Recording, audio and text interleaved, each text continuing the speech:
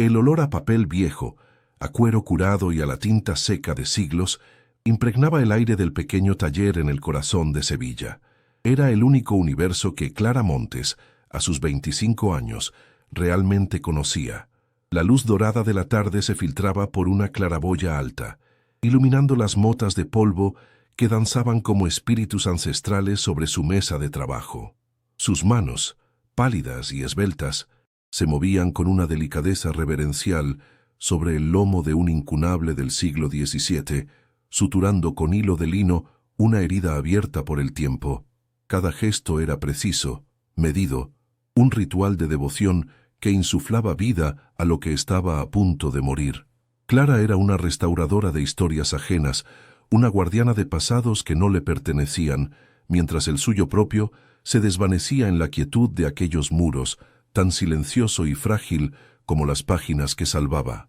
Su vida parecía tan ordenada como los lomos de los libros que alineaba, pero un secreto la ataba a un destino que no había elegido. ¿Te atreves a descubrir la propuesta que lo cambiará todo? Sigue esta historia hasta el final para una revelación que te dejará sin aliento. Suscríbete para no perderte ni un detalle y déjanos en los comentarios qué harías en su lugar. Clara Montes era una anomalía en un mundo de prisas y estímulos fugaces. Su juventud contrastaba con la pátina de antigüedad que la rodeaba, no solo en su oficio, sino en el aura que desprendía. Vestía con una sencillez casi monacal, con ropas funcionales que no buscaban atraer miradas, y su largo cabello castaño solía estar recogido en un moño improvisado, del que siempre escapaban algunos mechones rebeldes. Sus ojos, de un color avellana profundo, eran su rasgo más expresivo.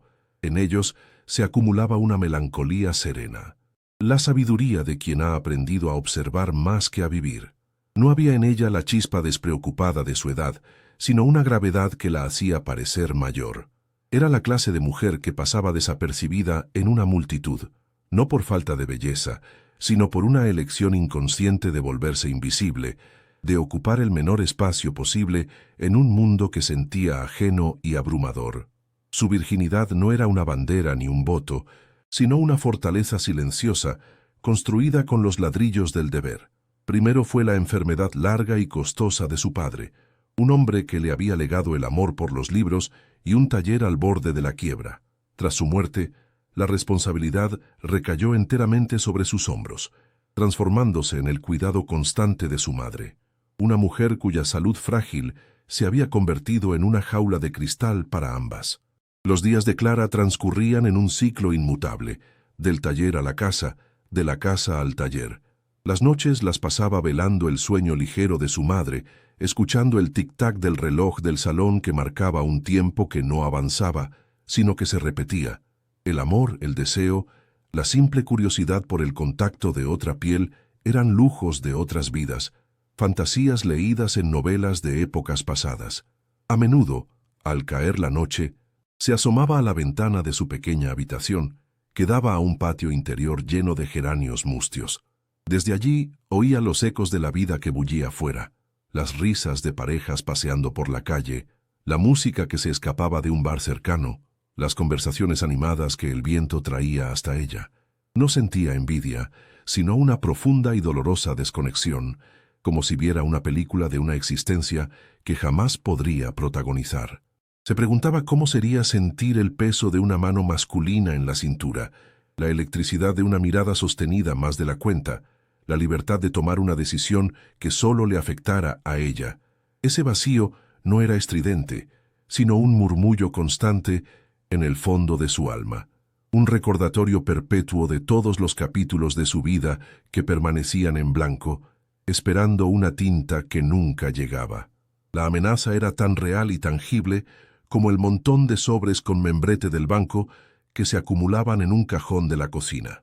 La deuda, heredada de los tratamientos de su padre y agravada por los de su madre, crecía como una hiedra venenosa, ahogando poco a poco el legado familiar. Cada carta era un golpe sordo en su pecho, una cuenta atrás hacia el desahucio, hacia la pérdida del único lugar en el mundo donde sentía que encajaba. El taller no era solo su sustento, era el último vestigio de su padre, el santuario donde su memoria seguía viva en el olor de las herramientas y en la textura del papel. Perderlo sería como sufrir una segunda orfandad, el borrado definitivo de su identidad.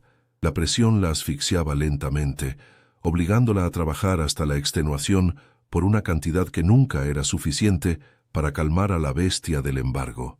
En ese momento, se trabajaba en la restauración de una primera edición de Cumbres Borrascosas. Sus dedos, manchados de pigmento, recorrían con cuidado las frases febriles de Catherine y Heathcliff, un amor tan salvaje y destructivo como ella nunca se permitiría ni imaginar. Vivía a través de esos personajes, experimentando de forma vicaria pasiones que le estaban vedadas.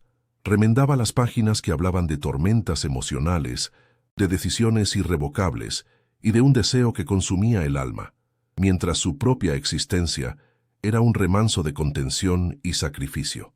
La ironía era cruel. Era una experta en reparar las ficciones de otros, en devolverles su esplendor para que pudieran seguir contando sus historias de amor y aventura, pero era completamente incapaz de escribir una sola línea de la suya. Su vida era un libro precioso, sí, pero con todas sus páginas desesperadamente en blanco. Al final del día, el ritual de cierre era siempre el mismo. Limpiaba sus herramientas con una meticulosidad casi sagrada, cubría los libros en proceso con un paño de lino y apagaba la luz de su flexo, dejando el taller en una penumbra respetuosa. El último sonido era el del pesado cerrojo de la puerta de madera al encajar en su sitio. Un clic metálico y definitivo que resonaba en el silencio de la callejuela y que, para Clara, era el eco exacto de su propio confinamiento.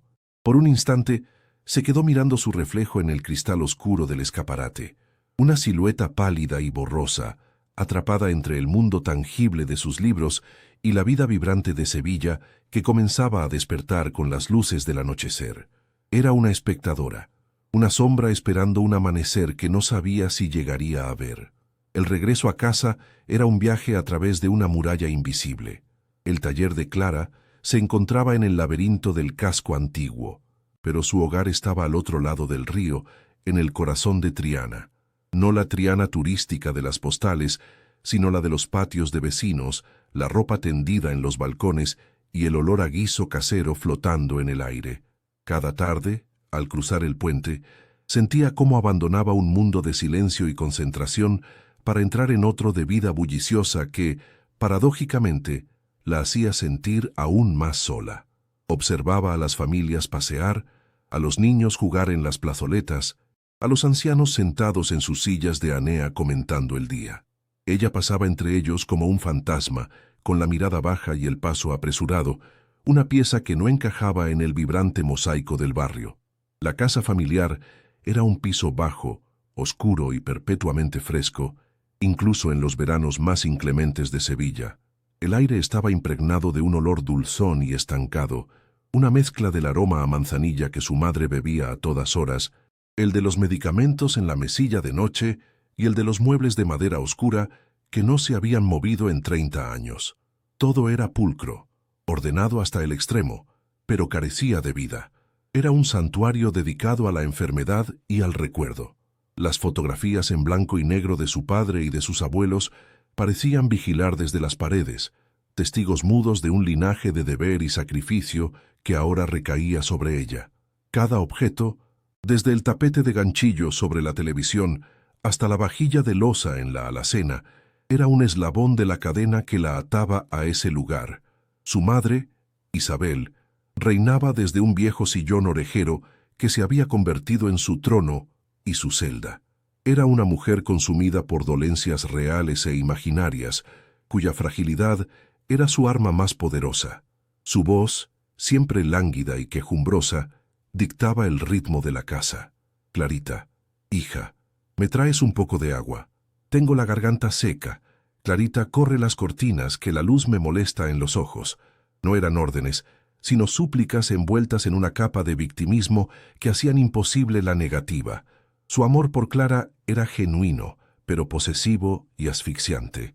Veía en su hija la continuación de su propia vida truncada, un par de manos y pies para cumplir los deseos que ella ya no podía. Y Clara, atrapada en una red de amor y culpa, obedecía sin rechistar, anulándose a sí misma en cada pequeño servicio. La rutina diaria era un corsé que le apretaba el alma. El alba la encontraba en la cocina, preparando el desayuno y organizando la medicación de su madre. Luego, una carrera al taller, donde las horas se le escapaban entre pergaminos y cola de conejo, siempre con un ojo en el reloj, calculando el tiempo para volver a casa a preparar el almuerzo. La tarde era un calco de la mañana, una alternancia entre el trabajo minucioso que amaba y el cuidado absorbente que la agotaba. Por la noche, después de la cena y de asegurarse de que su madre estuviera cómoda, caía rendida en su cama, demasiado exhausta para soñar. No había espacio para las amigas, para un café improvisado, para un paseo sin rumbo. Su vida era un guión escrito por las necesidades de otros, y ella era una actriz obediente que había olvidado cómo improvisar. La presión social se manifestaba en las voces de las vecinas del patio, un coro de mujeres mayores que la observaban con una mezcla de lástima y reprobación. ¿Y tú qué, Clarita? Una chica tan buena y tan guapa, y siempre metida en casa, le decían cuando se cruzaban con ella en el zaguán, ya va siendo hora de que pienses en ti, que los años pasan volando. Sus palabras, aunque dichas con aparente buena intención, eran como pequeñas piedras lanzadas contra el cristal de su resignación. Cada comentario sobre un posible novio, cada alusión a la boda de la hija de alguna conocida, era un recordatorio de la vida que se suponía que debía desear. Un marido, hijos, un hogar propio. Una vida normal. Pero para ella, esa normalidad era una cima inalcanzable, oculta tras una montaña de deudas y obligaciones. La deuda era el monstruo que dormía bajo su cama.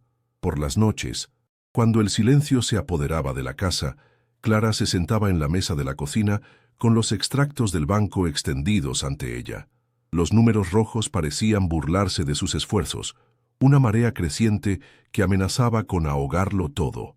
No era solo dinero, era el peso de las promesas hechas a su padre en su lecho de muerte, la promesa de cuidar de su madre y de mantener a flote el taller.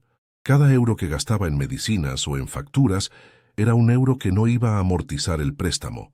La angustia era una presencia física, una opresión en el pecho que le robaba el sueño y el apetito. Se sentía como una funambulista caminando sobre un alambre cada vez más fino, con el abismo de la ruina abriéndose a sus pies. Fue en una de esas noches de insomnio cuando su madre, con una lucidez inusual, le presentó su solución. Javier, el hijo del panadero, ha preguntado por Tiki, dijo con voz melosa, mientras Clara le aplicaba una pomada en los pies hinchados. Es un buen chico, trabajador, con el negocio de su padre ya encarrilado. Sería un buen partido para ti, hija. Nos daría tranquilidad. Clara sintió un escalofrío. Javier era un hombre simple, sin maldad, pero tan predecible y falto de imaginación como el pan que horneaba cada día. La idea de una vida a su lado, de mañanas con olor a levadura y tardes de conversaciones insulsas, se le antojó una condena peor que la pobreza. Era la vida que todos esperaban para ella, una jaula dorada de seguridad y conformismo, y la simple mención la hizo sentir náuseas. No respondió. Nunca lo hacía. Su rebelión era silenciosa, un apretar de mandíbulas, un clavar las uñas en las palmas de sus manos hasta dejarse marcas. Se limitó a seguir masajeando los pies de su madre, pero en su interior se desató una tormenta. Por primera vez, el sacrificio no le pareció noble, sino estéril. ¿De qué servía salvar libros antiguos si su propia historia se estaba pudriendo antes de ser escrita? El deseo de escapar, de huir lejos de allí, fue tan intenso y repentino que la dejó sin aliento. Imaginó por un instante que dejaba todo atrás, las deudas, el taller, a su madre. La culpa la golpeó de inmediato, brutal y paralizante, pero la semilla de la insurrección ya estaba plantada en el fondo de su corazón. Quería más. No sabía el qué, pero sabía con una certeza visceral que no era aquello. Desde la ventana de su habitación, que daba al patio interior, a veces observaba al canario de la vecina del segundo. El pájaro, de un amarillo brillante, saltaba de un barrote a otro en su minúscula jaula y cantaba con una alegría desgarradora. Su canto era la banda sonora de la resignación de Clara. Ella era como aquel canario, atrapada en un espacio reducido, alimentada y cuidada, pero privada de lo más esencial, el cielo abierto, la libertad de volar. La gente admiraba su canto, la elogiaba por su dedicación y su bondad, pero nadie parecía ver los barrotes que la oprimían. Se preguntaba si el pájaro recordaba lo que era volar o si había nacido ya en cautiverio, creyendo que los límites de su jaula eran los límites del universo. Ella sentía que estaba empezando a olvidar cómo era soñar. Aquella noche, la sensación de aprisionamiento se volvió insoportable. Se tumbó en la cama vestida, mirando el techo agrietado, como si fuera un mapa de su propio futuro roto. El aire de la habitación se sentía pesado, irrespirable. Podía oír el murmullo de la vida en la calle, las risas lejanas, el motor de una motocicleta que se alejaba hacia algún lugar desconocido. Cada sonido era una tortura, un recordatorio de un mundo que existía sin ella. Cerró los ojos con fuerza, deseando no despertar, o despertar siendo otra persona, en otro lugar, en otra vida. Una lágrima solitaria y caliente se deslizó por su sien y se perdió en su pelo. Era el llanto silencioso de un alma que había llegado a su límite, que estaba a punto de romperse o de aceptar cualquier cosa, cualquier pacto, que le ofreciera una vía de escape. La campana de la puerta del taller emitió un tintineo agudo y extranjero, un sonido que rasgó la quietud de la tarde como una nota discordante. Clara levantó la vista, parpadeando para ajustarse al cambio de luz. Una figura alta y oscura se recortaba en el umbral, bloqueando el sol y proyectando una sombra que se alargó hasta sus pies, cubriendo el manuscrito medieval sobre el que trabajaba. Fuera, aparcado en la estrecha callejuela con una arrogancia que desafiaba toda lógica espacial, un sedán negro, de un lujo silencioso y obsceno, reflejaba el cielo sevillano en su capó inmaculado. Era la encarnación de un mundo que no solo era ajeno al de Clara, sino que parecía haber llegado para devorarlo. El aire del taller, antes un bálsamo de paz y concentración, se cargó de repente con una electricidad densa y desconocida, la premonición de una tormenta que se había gestado en otro universo y había elegido su pequeño refugio para desatarse. El hombre que entró no caminaba. Se desplazaba con la economía de movimientos de un depredador que conoce su poder. Debía rondar los 40 años, vestido con un traje de corte impecable, de un gris tan oscuro que casi parecía negro, una armadura de lana fría que no tenía cabida entre el polvo y los pergaminos. Su rostro era una obra de ángulos duros y control absoluto, una mandíbula firme, una nariz recta y unos labios finos que no parecían acostumbrados a sonreír.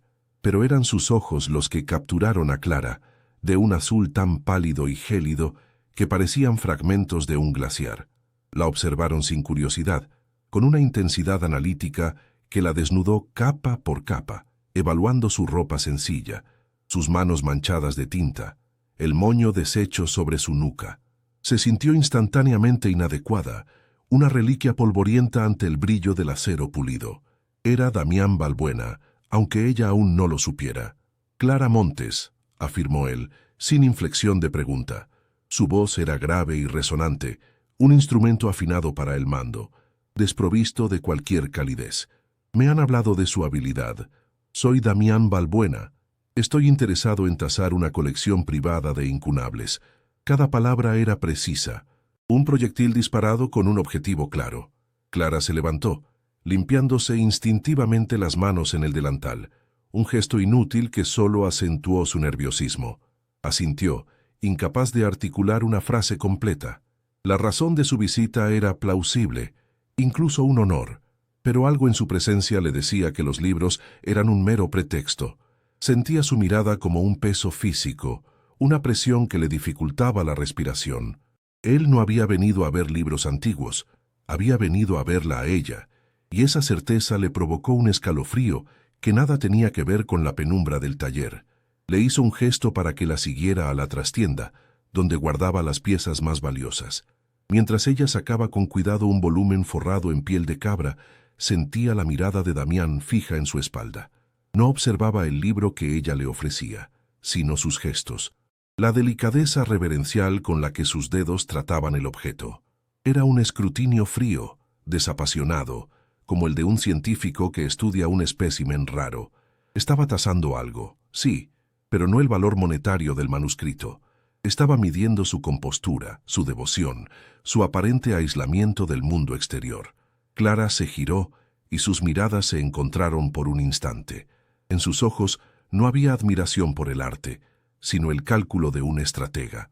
Por primera vez en su vida, se sintió como un objeto, una pieza en un juego cuyas reglas desconocía por completo. Un lugar fascinante, comentó Damián, desviando por fin la mirada hacia el entorno. Sus ojos recorrieron las estanterías repletas, las herramientas ordenadas, la luz dorada que caía desde la claraboya. Tiene el olor de lo que perdura, de lo que se niega a morir. La observación la sorprendió. Era una frase con una inesperada carga poética, una grieta minúscula en su fachada de hielo que revelaba una profundidad que no encajaba con su perfil de tiburón financiero. Por un segundo, la tensión en el pecho de Clara se aflojó. Quizás lo había juzgado mal. Quizás, bajo esa coraza de poder y dinero, existía un hombre capaz de apreciar la belleza silenciosa de su mundo. Pero la ilusión se desvaneció tan rápido como había llegado cuando él volvió a fijar sus ojos en ella, y la expresión calculadora había regresado, más intensa que antes. El legado de su padre, ¿verdad?, continuó él, y el tono ya no era poético, sino inquisitivo. La pregunta la golpeó como una intrusión. Había investigado. No era un cliente casual que había oído hablar de ella. Era un hombre que había venido con un propósito, armado con información sobre su vida. Él me enseñó todo lo que sé, respondió Clara, con una voz más firme de lo que se sentía, un orgullo herido tiñendo sus palabras. Quería proteger la memoria de su padre de la profanación de aquel hombre. El taller era un santuario, y él lo estaba tratando como un activo en un balance. La conversación se había desviado sutilmente de los libros hacia ella, hacia su historia, su vulnerabilidad. Se sintió acorralada, una mariposa clavada con un alfiler en el tablero de un coleccionista. Damián pareció percibir su defensiva y asintió lentamente, como si ella hubiera confirmado algo que él ya sabía. Ignoró por completo el libro que ella aún sostenía y dio un paso hacia ella, reduciendo el ya escaso espacio entre ambos. El olor de su colonia, una fragancia cara y sutil a madera y cítricos, invadió el aroma a papel viejo, colonizando su territorio. La dedicación es una cualidad admirable, señorita Montes, rara en estos tiempos. La gente ya no valora lo que requiere paciencia y sacrificio. No era un cumplido, era una afirmación, la conclusión de su análisis. Había encontrado lo que buscaba, una mujer anclada al deber, ajena a la ambición, moldeada por la pérdida y la responsabilidad. Una pieza perfecta. Clara no dijo nada, simplemente sostuvo su mirada, sintiendo cómo el pulso se le aceleraba en las sienes. Fue entonces cuando él asestó el golpe final, con la misma precisión quirúrgica con la que, según decían, desmantelaba empresas. Pero la belleza no paga las facturas, señorita Montes. Y las suyas, según tengo entendido, son considerables. El aire abandonó los pulmones de Clara en una exhalación silenciosa. El mundo se detuvo. El pretexto de los libros se hizo añicos, revelando la cruda y aterradora verdad de su visita. El pánico, frío y afilado, le atenazó el estómago. Aquel hombre no solo había entrado en su taller, había entrado en sus noches de insomnio, en sus miedos más profundos, en el cajón de la cocina, donde guardaba las cartas del banco. La vergüenza y el terror lucharon en su interior, dejándola paralizada. Estaba completamente expuesta, vulnerable ante un hombre que parecía tener el poder de salvarla o de destruirla con la misma facilidad. Damián no mostró ninguna satisfacción por su victoria. Su expresión permaneció impasible, como si acabara de comentar el tiempo. Todo problema tiene una solución, dijo, y su voz baja llenó el silencio ensordecedor del taller. A veces, la solución no es la que esperamos, pero es la única que se nos presenta. No hizo una oferta, no explicó nada más. No era necesario. La proposición flotaba en el aire entre ellos, implícita, monstruosa y, para su horror, tentadora.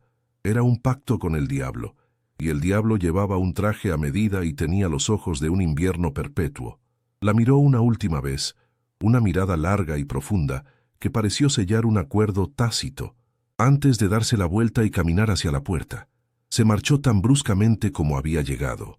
El tintineo de la campana sonó esta vez como una sentencia. Clara se quedó inmóvil en medio de la trastienda, temblando, con el pesado incunable aún en sus manos. Sobre la mesa de trabajo, donde antes estaba la sombra de Damián, ahora reposaba una tarjeta de visita, un rectángulo de cartón blanco y grueso, con un nombre y un número grabados en relieve negro. Era un objeto minimalista, elegante y frío, el único vestigio de su presencia. El silencio volvió a inundar el taller, pero ya no era un silencio de paz, era un silencio denso, cargado de posibilidades y de peligros, el silencio que precede a la decisión que lo cambiará todo. Su refugio se había convertido en una encrucijada, y sentía que, eligiera el camino que eligiera, la Clara Montes que había existido hasta ese momento acababa de desaparecer para siempre. Los días que siguieron a la aceptación del contrato fueron un borrón de seda, cachemira y cuero italiano. Clara fue arrancada de su crisálida de polvo y papel y arrojada a un mundo de estilistas, sastres y asesores de imagen que la esculpieron como a una estatua de arcilla. Damián supervisaba el proceso con la distancia de un director de orquesta, dictando cada elección no con gusto, sino con estrategia. Quería que ella fuera un reflejo de elegancia clásica, una belleza atemporal que susurrara viejo dinero y buena cuna. Clara se sometía en silencio, observando en el espejo de cuerpo entero cómo su propia imagen se disolvía, reemplazada por una mujer sofisticada y serena que le resultaba completamente extraña. Cada vestido que se probaba, cada joya que colgaban de su cuello, se sentía como un eslabón más en la cadena dorada que la ataba a él, una deuda visible que ahora llevaba sobre la piel. La primera prueba de fuego fue una cena benéfica en el Círculo de Bellas Artes de Madrid, el zumbido de cientos de conversaciones, el tintineo de las copas de cristal y el brillo de los diamantes bajo las arañas de luces la abrumaron al instante. Se sentía como un fraude, una pieza de imitación en una sala llena de originales. Damián, imperturbable a su lado, le colocó una mano en la parte baja de la espalda. Su toque, a través de la fina seda del vestido, fue un ancla y una marca de posesión a la vez. «Relájate», le susurró al oído, su aliento cálido erizándole la piel. «Solo tienes que sonreír y asentir. Yo haré el resto». Era una orden, no un consuelo, pero la presión firme de su mano la mantenía en pie, guiándola a través de aquel mar de rostros desconocidos que la evaluaban con sonrisas corteses y miradas depredadoras. Durante la velada, un empresario rival, un hombre con una sonrisa aceitosa y ojos pequeños y astutos, se acercó a ellos. «¿Así que esta es la famosa señorita Montes?», dijo, mirando a Clara de arriba abajo con una insolencia apenas disimulada. Un soplo de aire fresco en este ambiente tan calculado.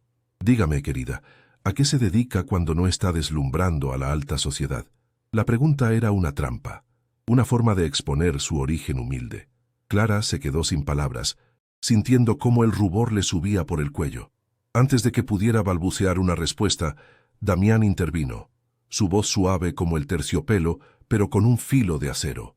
«Clara es una artista», afirmó, rodeando la cintura de ella con el brazo. «Devuelve la vida a cosas que otros dan por muertas, una habilidad que, lamentablemente, muy pocos poseen». La humillación en los ojos del otro hombre fue instantánea y profunda. En el coche de vuelta al ático de Damián, el silencio era denso, cargado con la tensión no resuelta de la noche. Clara miraba por la ventanilla las luces de la ciudad, que se deslizaban como joyas derramadas sobre un paño negro. Esperaba que él volviera a su habitual frialdad, que le diera un informe de su actuación como si fuera una empleada más. En cambio, después de varios minutos, él habló, su voz más baja de lo normal. «¿De verdad te gusta?», preguntó sin mirarla, «pasar tus días con fantasmas de papel». La pregunta la tomó por sorpresa. Nadie, ni siquiera su madre, le había preguntado nunca si su trabajo le gustaba. Simplemente daban por sentado que era su deber. «Son más que papel», respondió ella, con una sinceridad que no pudo reprimir. Son las únicas historias que no mienten. Él no dijo nada más, pero ella sintió su mirada sobre ella en la oscuridad, intensa y extrañamente pensativa. El ático de Damián era como su dueño, vasto, impecable y desoladoramente solitario. Paredes de cristal ofrecían una vista panorámica de Madrid que debería haber sido impresionante, pero que a Clara le parecía fría y distante. Los muebles eran de diseño, angulosos y monocromáticos, y no había ni una sola fotografía personal, ni un objeto fuera de lugar que delatara una vida vivida. Era la antítesis de su taller, un espacio sin alma, sin historia. Durante los días que pasaba allí, para mantener las apariencias, se sentía como una pieza más del mobiliario, un objeto decorativo cuidadosamente seleccionado para cumplir una función. Se refugiaba en la biblioteca, una habitación sorprendentemente acogedora, llena de primeras ediciones encuadernadas en cuero. Era el único lugar donde sentía un atisbo del hombre que se escondía tras la máscara de El Cirujano. Una noche, incapaz de dormir, deambulaba por la biblioteca, acariciando los lomos de los libros como si fueran viejos amigos. Al coger un volumen especialmente pesado, el borde afilado de una página le hizo un pequeño corte en el dedo. Unas gotas de sangre brotaron, amenazando con manchar el papel. De repente, una sombra se movió en el umbral. Era Damián, en mangas de camisa, con un vaso de whisky en la mano.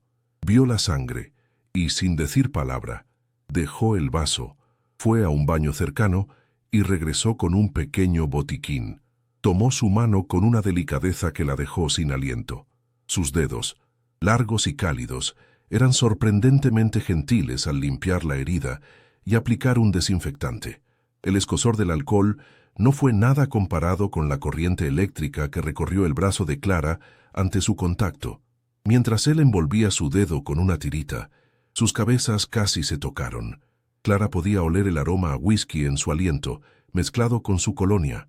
Podía ver las finas líneas de cansancio alrededor de sus ojos, que en la penumbra parecían menos glaciales, casi grises.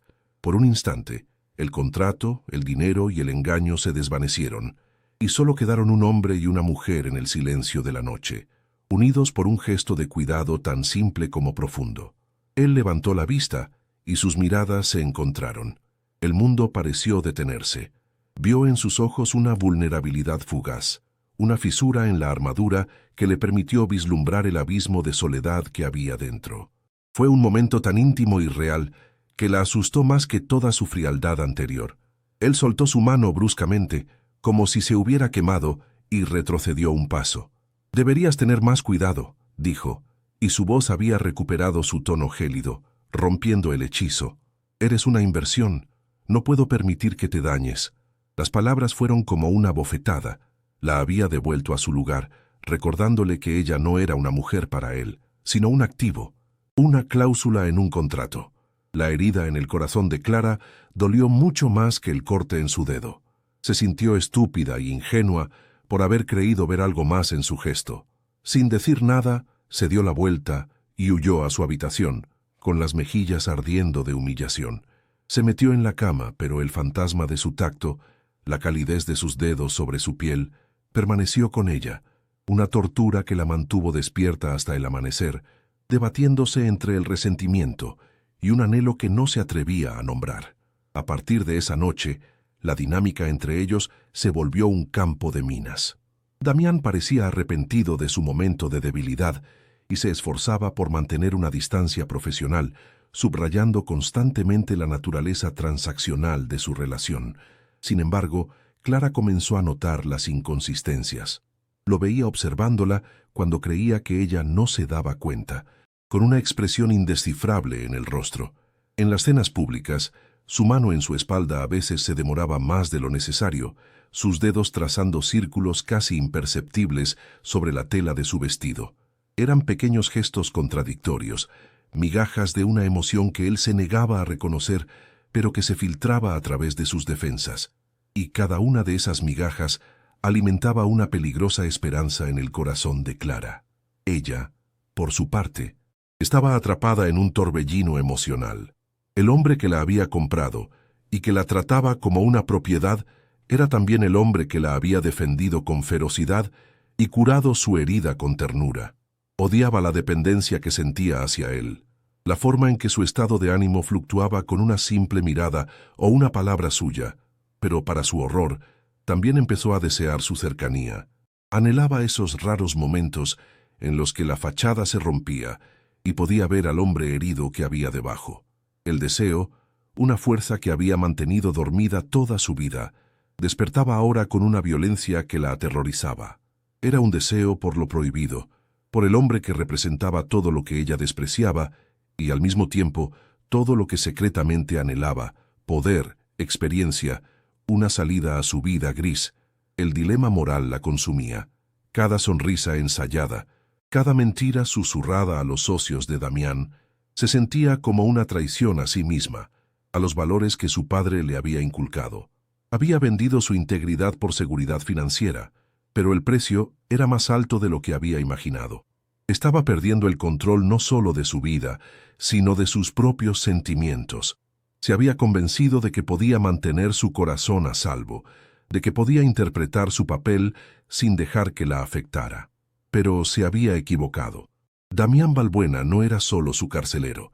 Se estaba convirtiendo en el epicentro de su universo, y la fuerza gravitacional de su presencia la atraía inexorablemente, amenazando con desintegrarla. La elección ya no era entre el deber y la libertad, sino entre salvar lo que quedaba de su alma o rendirse a una pasión que podría destruirla por completo. Damián también luchaba, aunque de una manera mucho más silenciosa. Clara era una ecuación que no podía resolver. Su genuina bondad, su falta de codicia y su tranquila dignidad desafiaban todo lo que él creía saber sobre la naturaleza humana. Se había rodeado de personas que siempre querían algo de él, que operaban con segundas intenciones. Clara, incluso dentro de su acuerdo mercenario, poseía una pureza que lo desarmaba y lo enfurecía a partes iguales. Se descubría buscando su compañía en la quietud de la noche, escuchando el sonido suave de su respiración desde la habitación de al lado. Ella era un oasis de calma en su mundo de tormentas calculadas, y la sed que sentía por ella lo aterrorizaba, porque sabía que beber de esa agua significaría exponerse a un veneno para el que no tenía antídoto: la vulnerabilidad. Una tarde, mientras se preparaban para otro evento, él entró en su habitación sin llamar.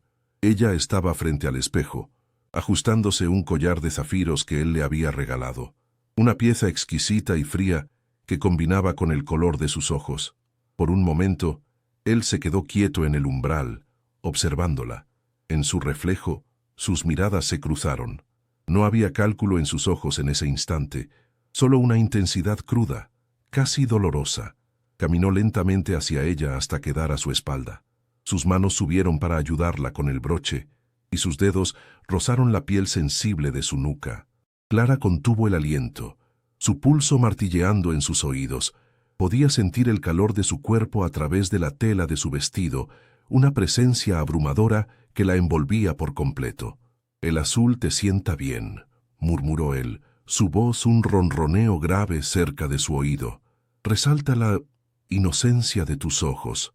La palabra inocencia flotó entre ellos, cargada de un significado que iba mucho más allá del color de sus ojos. Era el motivo de su contrato, la cualidad que él había comprado y que ahora, irónicamente, parecía venerar. Sus dedos se demoraron en su nuca un segundo más de lo necesario, una caricia fugaz y prohibida que envió una descarga a través de cada fibra del ser de Clara. Ella cerró los ojos, inclinando instintivamente la cabeza hacia su toque, un gesto de sumisión y anhelo que no pudo controlar. El aire se espesó, vibrando con una tensión que era casi insoportable, una promesa de algo que ambos deseaban y temían en igual medida. Él se apartó de repente, como si hubiera tocado fuego, y la conexión se rompió. «Estaremos listos en 5 minutos», dijo, su voz de nuevo convertida en la del empresario eficiente. Pero el temblor en el aire permanecía. Clara se quedó mirando su propio reflejo, a la mujer con zafiros en el cuello y un rubor de deseo en las mejillas. Ya no se reconocía. La línea entre la farsa y la realidad se había vuelto tan delgada que era casi invisible. El contrato había sido diseñado para engañar al mundo, pero el engaño más peligroso se estaba gestando dentro de ellos. Estaba deseando al hombre que la había comprado, y él, el hombre que creía controlarlo todo, estaba empezando a desear algo que el dinero no podía comprar, la inocencia que él mismo estaba corrompiendo. Fue en ese clima de tensión insostenible cuando Damián le comunicó la siguiente fase de su plan. «Nos vamos a Kioto la semana que viene», anunció durante una cena silenciosa en el ático. «La reunión final con los inversores japoneses es el momento decisivo. No podemos permitirnos ni un solo error». Clara sintió un vértigo helado. Kioto, un lugar al otro lado del mundo, un escenario exótico y desconocido donde estaría completamente sola con él, más dependiente que nunca. La idea era a la vez aterradora y extrañamente excitante. Sería la prueba definitiva de su actuación, un encierro forzado donde las máscaras serían más difíciles de mantener y las fronteras entre sus roles se volverían aún más borrosas. La promesa de una intimidad inevitable se cernía sobre ellos como una nube de tormenta. La noche antes del viaje, Clara no pudo dormir. Se asomó a la cristalera del ático, contemplando la ciudad dormida bajo un manto de luces artificiales. Se sentía en la cima del mundo, pero nunca se había sentido tan perdida. El pacto que había hecho para salvar su pasado estaba ahora dictando irrevocablemente su futuro. Iba a cruzar un océano, a adentrarse aún más en el laberinto de Damián Balbuena, sabiendo que cada paso la alejaba más de la mujer que solía ser. El miedo y el deseo libraban una batalla campal en su interior. Temía lo que pudiera suceder en Kioto, en la proximidad forzada de las noches japonesas, pero una parte de ella, una parte oscura y rebelde que apenas reconocía, también lo anhelaba con una intensidad que le robaba el aliento. Estaba al borde de un precipicio, y sabía que el próximo paso la haría volar o la haría caer. La suite del Ryokan en Kioto era un haiku de madera de cedro, papel de arroz y silencio. Afuera, un jardín zen perfectamente rastrillado dormía bajo la luna, y el goteo rítmico de una fuente de bambú era el único latido en la quietud de la noche. La cena con los inversores había sido un éxito rotundo, la farsa de su compromiso, impecable. Ahora, de vuelta en la jaula dorada que compartían, el aire se había vuelto denso, irrespirable. Damián se quitó la chaqueta del smoking, un gesto de mundana normalidad que en aquel espacio sagrado pareció un acto de profanación. Clara permaneció inmóvil junto a los paneles shoji que daban al jardín, sintiendo el frío del cristal contra su espalda. La actuación había terminado, y la realidad que quedaba entre ellos era un abismo mucho más aterrador que cualquier mentira que hubieran podido representar para el mundo exterior. Era un silencio cargado de finales y quizás de aterradores comienzos. En lugar de retirarse a su lado de la habitación como dictaban las reglas no escritas de su acuerdo, Clara se giró para enfrentarlo. El kimono de seda que le habían hecho llevar para la cena, de un azul profundo como el crepúsculo, susurraba con el movimiento. Su corazón martilleaba contra sus costillas, un tambor de guerra anunciando una rebelión suicida. Lo miró, no al magnate, no a su salvador ni a su carcelero, sino al hombre que se aflojaba la corbata con dedos cansados. Y cuando todo esto termine, su voz fue apenas un murmullo, frágil como las alas de una mariposa, pero cortó el silencio como un cuchillo. ¿Qué pasará, Damián? Volveré a mi taller y fingiré que este mundo, que tú, nunca exististeis. Era la pregunta prohibida, la que rompía la cláusula más importante del contrato, la que estipulaba que sus sentimientos no formaban parte de la transacción. Él se detuvo con la corbata a medio deshacer, su cuerpo tenso. Por un instante, Clara vio en sus ojos una sorpresa genuina, seguida de un destello de algo parecido al pánico. Esperaba una respuesta fría, una reprimenda calculada que la devolviera a su lugar, pero no llegó. Él la observó durante un largo rato, y en su mirada ella no vio la frialdad del cirujano, sino la desolación de un hombre perdido. «No lo sé, Clara», confesó, y su voz sonó extrañamente hueca, despojada de su habitual autoridad. «Nunca planifico más allá del cierre de un trato». La admisión de esa falta de control, viniendo de él, fue más íntima que cualquier caricia.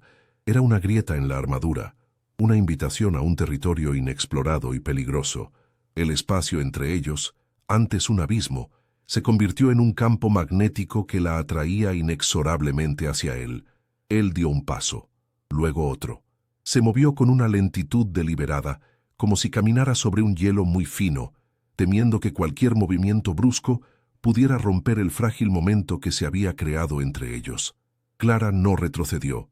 Se quedó allí, anclada al suelo, viéndolo acercarse, sintiendo cómo su presencia llenaba cada átomo de la habitación. Cuando se detuvo frente a ella, estaba tan cerca que podía sentir el calor que emanaba de su cuerpo, oler el rastro de whisky en su aliento mezclado con el aroma limpio de su piel.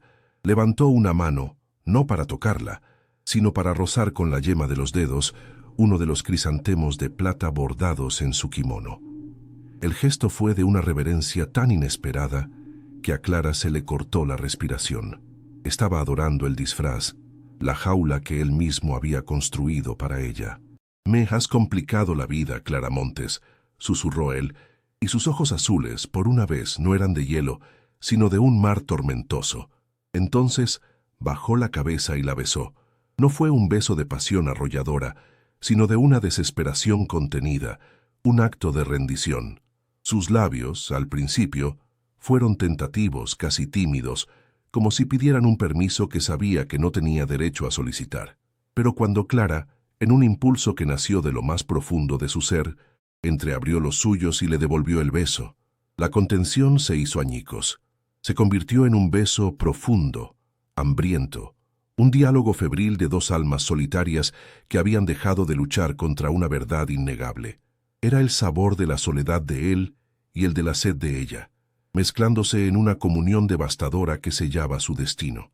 Él rompió el beso, pero solo para mirarla a los ojos, con la respiración agitada.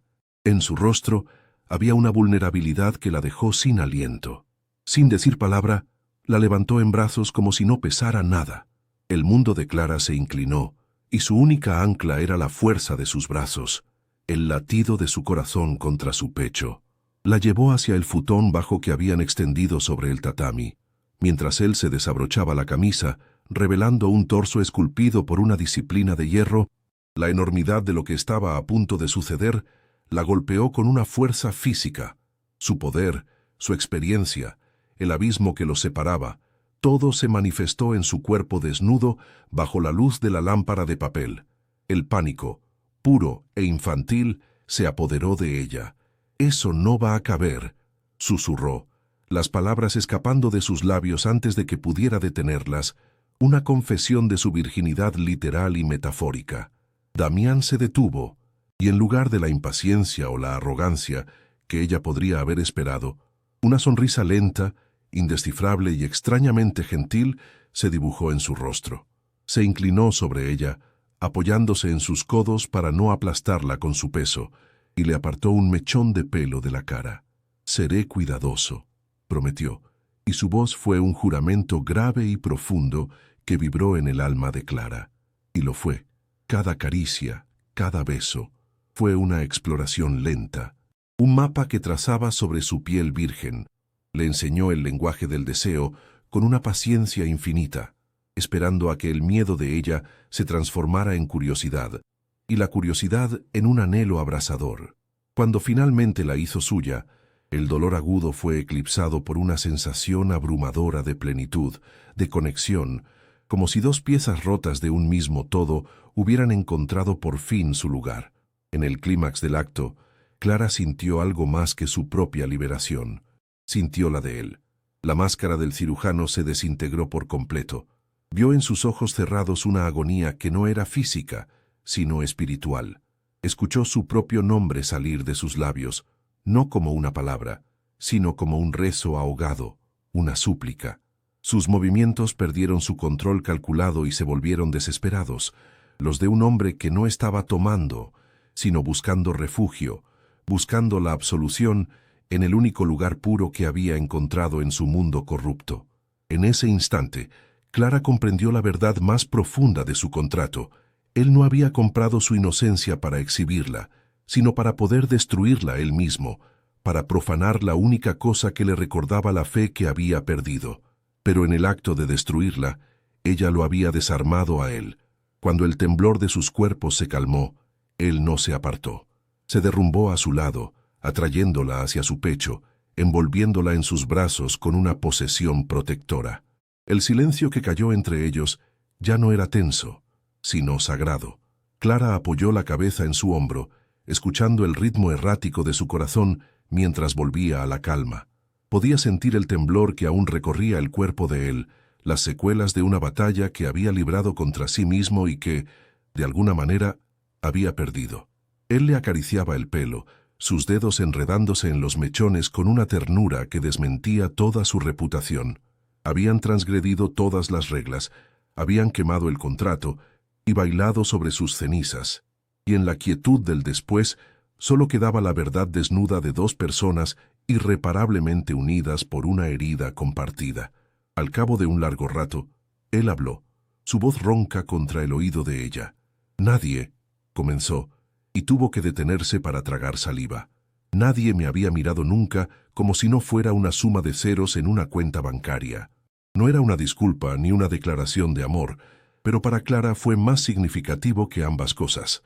Era una confesión, la llave de la cámara acorazada donde guardaba su dolor.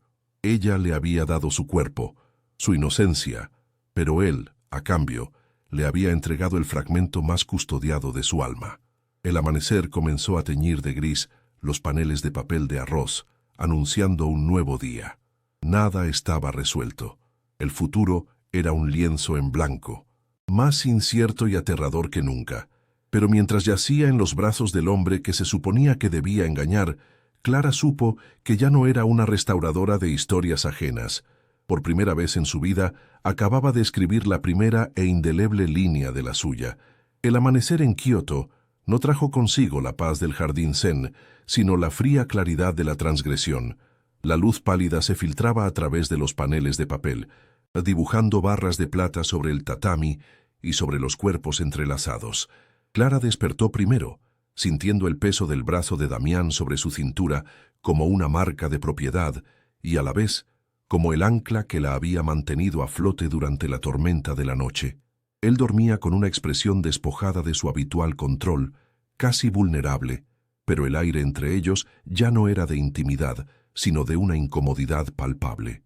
La noche había sido un paréntesis de honestidad brutal en un contrato basado en la mentira, y ahora que el sol salía, la realidad del acuerdo volvía para reclamar su territorio. El silencio ya no era sagrado, era el sonido de un abismo que se abría de nuevo entre ellos, más profundo e insalvable que antes. Damián despertó y el cirujano volvió a ocupar su cuerpo. Se apartó de ella con un movimiento brusco, casi violento, como si el contacto de su piel le quemara. Se levantó y empezó a vestirse con una eficiencia mecánica, sin mirarla. Sus hombros anchos y su espalda rígida eran una muralla que la excluía por completo. «Lo de anoche fue un error», dijo finalmente, su voz desprovista de toda la emoción de las horas previas, plana y cortante como el filo de un bisturí. «Una complicación innecesaria que no debe repetirse. El objetivo principal del viaje se ha cumplido. A partir de ahora, volveremos a los términos estrictos del contrato hasta su finalización». Cada palabra era un golpe, una negación calculada de la conexión que habían compartido. No la llamaba por su nombre. Era de nuevo un activo, una cláusula, una complicación que debía ser gestionada y eliminada del balance final. El viaje de vuelta a Madrid fue una tortura de silencio y proximidad forzada. Sentados en la lujosa cabina de primera clase, un universo de espacio personal y servicio atento. Una distancia insondable los separaba.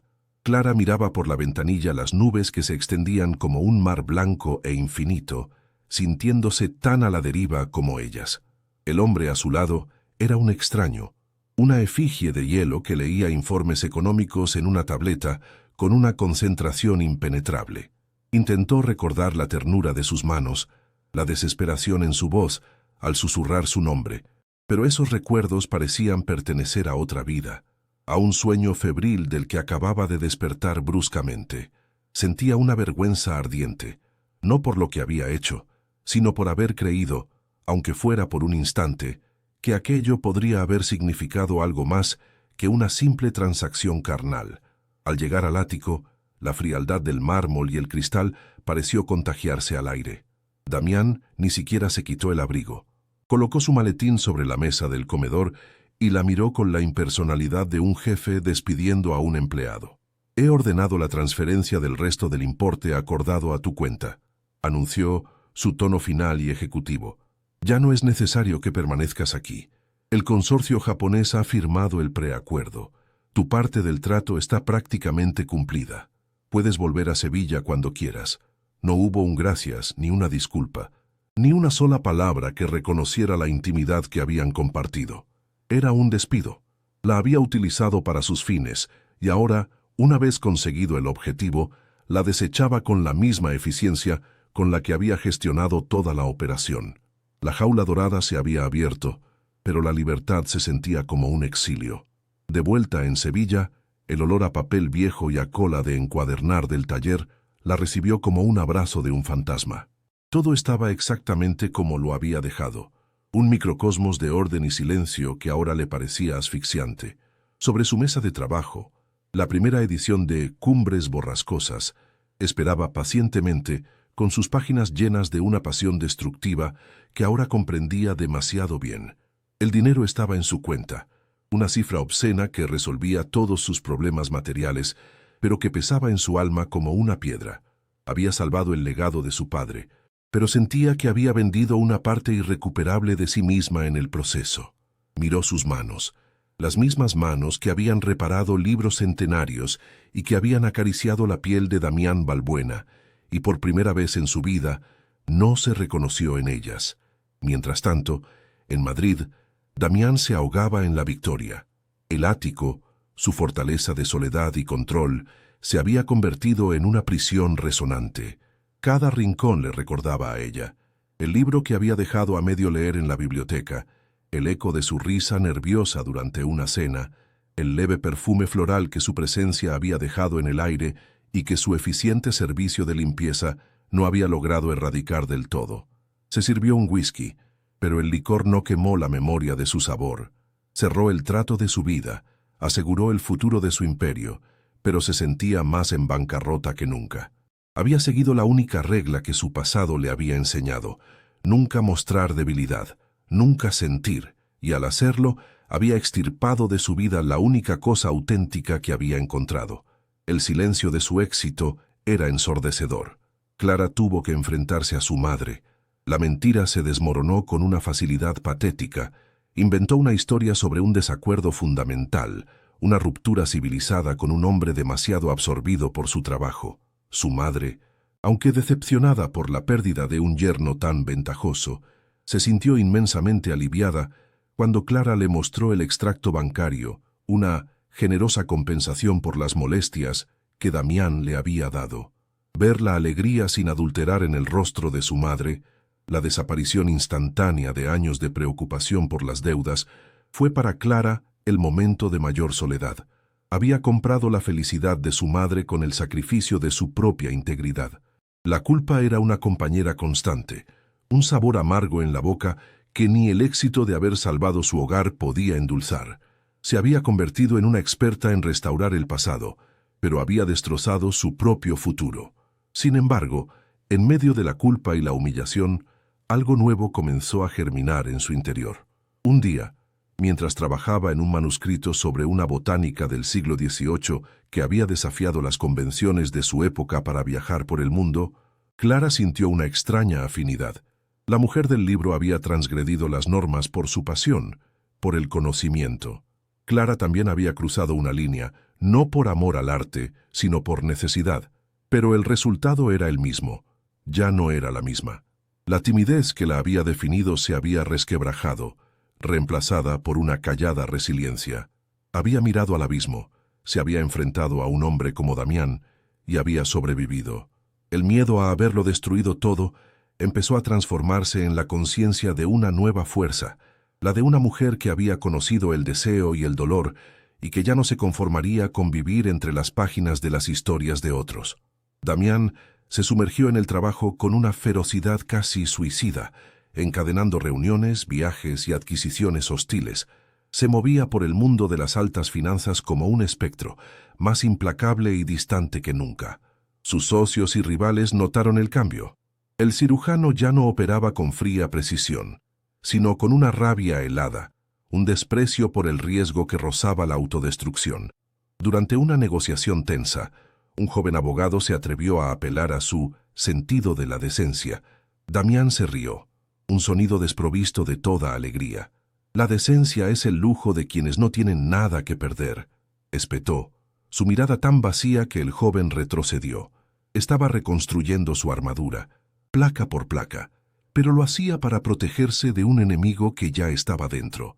El recuerdo de una restauradora de libros que le había enseñado lo que era perder algo invaluable.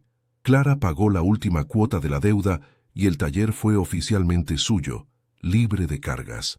No hubo celebración, solo una tranquila sensación de cierre. Esa noche, en la soledad de su santuario, tomó un pequeño libro de poemas que Damián había dejado olvidado en el ático y que ella había guardado sin saber por qué. Al abrirlo, una tarjeta de visita cayó de entre sus páginas. La suya, la que ella le había dado el primer día. Él la había conservado. Un temblor recorrió su cuerpo. No era perdón ni esperanza, sino una confirmación. La transacción había terminado, pero la historia no. Ambos sufrían en sus mundos separados.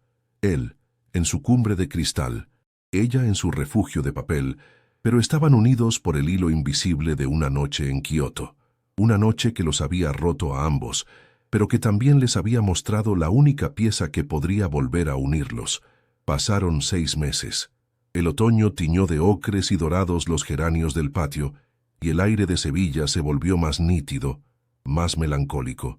Clara había encontrado una nueva cadencia en su vida. Pagó la última letra de la deuda, aseguró un cuidador diurno para su madre y empezó a aceptar encargos más ambiciosos, ganándose un nombre propio en el selecto círculo de los bibliófilos. Ya no era la misma joven asustada que se escondía del mundo. Había una firmeza en su postura, una seguridad en sus gestos que antes no existía. Sin embargo, en la quietud de las tardes, cuando la luz dorada inundaba el taller, sentía un eco, un vacío con la forma exacta de un hombre de ojos de hielo. Había restaurado su vida, la había hecho segura y estable, pero en el proceso había descubierto que la seguridad, sin una pizca de riesgo, se parecía demasiado a la soledad. Una tarde, mientras el sol se ponía, la campana de la puerta del taller emitió el mismo tintineo agudo que había anunciado el principio de todo. El corazón de Clara dio un vuelco doloroso, una memoria muscular que no había logrado borrar. Se giró, esperando a un cliente habitual, pero la silueta que se recortaba contra la luz del crepúsculo era inconfundible. Era Damián. No llevaba el traje impecable de un magnate, sino unos vaqueros oscuros y un jersey de cachemira gris que suavizaba los ángulos de su cuerpo. Parecía más delgado, y había una sombra de cansancio bajo sus ojos que no estaba allí antes. Se quedó en el umbral, sin cruzarlo, como un penitente que no se atreve a entrar en un lugar sagrado. El silencio entre ellos se estiró, pesado con todas las palabras no dichas, con el recuerdo de la seda de un kimono y el calor de una noche en Kioto. Finalmente, él dio un paso adentro, sus zapatos caros haciendo un sonido casi reverencial sobre el viejo suelo de madera.